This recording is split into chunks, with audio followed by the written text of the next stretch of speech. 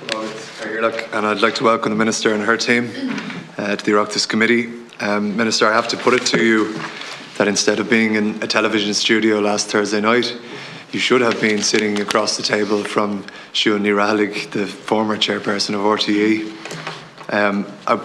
I want to know, why did you decide to prioritise a media interview above a meeting with your chairperson, the chairperson of the national broadcaster whom you appointed? Why did you not dedicate yourself to Siún Ní Raghallaigh that night?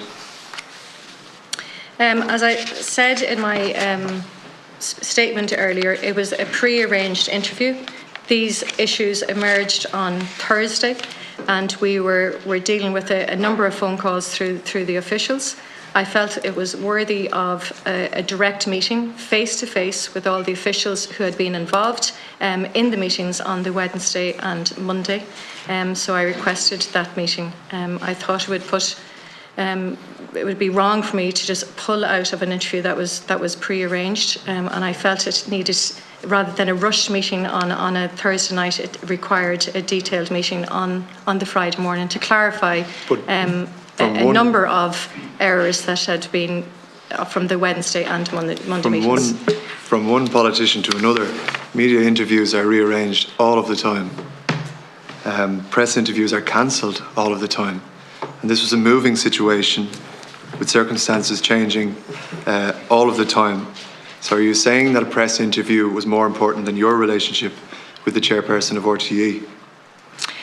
In fairness, there had been a number of meetings that week, as I said, on the Monday and 2 on the Wednesday. This issue was in constant flow on Thursday. So it was too late by the time I had the full facts on Thursday evening to pull out of a media engagement, and I wanted to have the proper time on Friday morning. I felt it might be a very detailed discussion.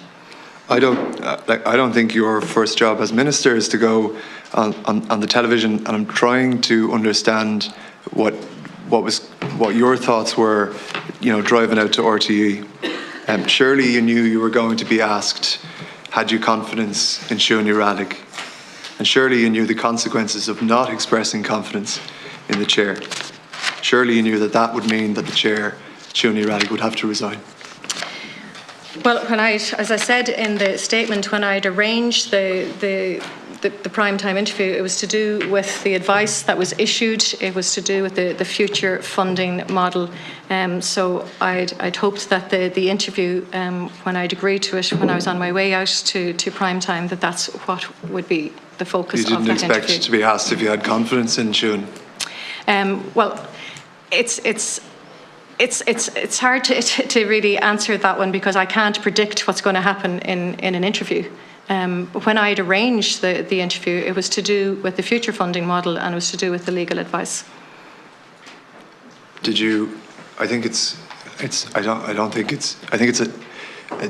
ridiculous that you wouldn't think that you would be asked the question if you had confidence in Siún Ní Raghallaigh. And I'm wondering, if that didn't cross your mind, I suppose then you didn't think about texting her or giving her the decency of saying what you were going to say in prime time. Certainly that's the question I would expect if I was the minister. If going out to RTE with everything going on, that's the one question I would expect to be asked, is if I had confidence in the chairperson of RTE. And you didn't anticipate that question, and so therefore I just think that's slightly ridiculous. And I think it then fails to give a level of decency to Siún, who has been an incredible public servant, who many people I speak to think was steadying the ship, who has given incredible public service to our country, be it through TG4 or RTE, and was steadying the ship. So you didn't think to pick up the phone to her before addressing the nation on prime time? Well, I wasn't keen to have a phone call with the then chair, because I think it required a face-to-face meeting with the officials in the room who had attended when I was given the incorrect information on the Monday and Wednesday. So I wanted people there to to witness the discussion, who had witnessed the previous discussions on the Monday and Wednesday. I really wasn't expecting any no confidence question because I was hoping we could meet on the Friday. The former chair was aware that I was going to prime time, and the issues which arose during the week were likely to arise in relation to the legal advice on those two severance packages and in relation to the future funding model. I think anyone watching primetime would have said that Siún had no choice but to go. Who wouldn't go after hearing your interview? So was it a decision or was it a mistake to effectively let the chairperson go on primetime? I think if they, you can't not be honest and switch that on and off when you want, when you're the minister demanding transparency and you're asked questions in relation to the board, considering that the board and the chair to the board is the direct relationship. So I had to be transparent on that programme. And it was a case of, I just could not express confidence in someone, but I was doing everything I could under repeated questioning to not say I have no confidence, because I wanted to afford the opportunity to speak to her on the Friday morning. As I said, part of having full confidence, absolute confidence in a chair is to be able to rely on accurate information, on accurate communications, and that is really of paramount importance. In this entire crisis, it's the establishment of facts and the transparency around facts is what will lead to the reform. What are the prospects now of reform given everything that has happened? What are the prospects of direct exchequer funding given the error of judgment that I believe that you have made and the unfairness given to the chairperson of RTE? What are the chances now of reform taking place in RTE? Just to reiterate again, Senator, because you have been the consistent figure here since D. Forbes through the new Director General Kevin Backhurst. You have always been in place. Just to reiterate again, I believe a minister has to be truthful, and to not share information that had emerged that day would be me withholding information and would be facing a very different committee. I'd probably be here before the committee for other reasons if I had done that, actually. On reform, I have said I'm absolutely focused on delivering, where consecutive governments have failed, on delivering the reform of the funding model for public service broadcasting. And this government is absolutely committed to that. That hinges on the recommendations of the expert advisory committees. And we're awaiting those recommendations, and they will arrive in March.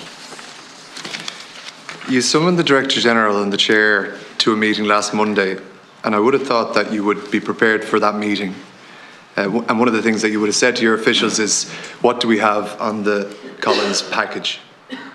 That you would be checking your stuff before going into that meeting. Did you not ask your officials, did that conversation not take place? And if the conversation took place and no one told you that Siún rang the Secretary General, then why is Siún being hung out to dry on that? Well, I suppose the first question I asked in that meeting was in relation to the reports to do with the Rory Coveney exit package that I read at the weekend, that the chair had an approval role in that. I found that a little bit astonishing, because I would have been absolutely confident that that happened in July. It had been conveyed to me as a resignation. So that I asked in that meeting, why haven't you clarified this error in the report? A statement from RTE saying that the former chair with the DG had approved that package. So I just couldn't understand how it was still there 24 hours later and hadn't been clarified. They said it was inaccurate and that had no role. And I asked, well, did you know? I asked the chair, directed the question to the chair, I asked the chair, did you know that it wasn't a resignation and not tell me? And I was told, yes, I did know. I should have told you. I'm sorry, I forgot. That was the first thing that happened on the Monday. And that led to the final, the next question in relation, had you any role whatsoever in the other package? And said, no, I did not have any role in that. And that's why I went out to actually correct the record publicly that Monday evening to say, I just want to correct what was reported in the wrong on Sunday, that the chair had and the board had no role whatsoever in approving either of these packages. In conclusion, and I'll just finish with a comment, Minister, I fear at worst that this is this was a planned effort to get rid of a very capable chairperson, a very capable woman who I believe was steadying the ship, who always struck me as a very genuine public servant, who was clearly on call 24 hours a day, 7 days a week for €35,000. And I think on this occasion, with respect to you, I think you've crashed the car here, and not only that, you've driven it as fast as possible into the wall, and we're in possibly now a worse place than we have been since the start of this crisis. Okay, thank you very much. May I respond? Okay, very just to say, at no stage have I said it was intentional. But the problem is, if I'm not getting the correct information, if the chair has been pressed on numerous occasions for clarification in relation to her role in approving, for example, the packages, in her role in knowledge of another exit package, if I'm not getting the correct information, how can I act properly as a minister? How can I be a minister in charge of the facts if the facts are not being given to me? And I will conclude and move on because we have so many people to get through.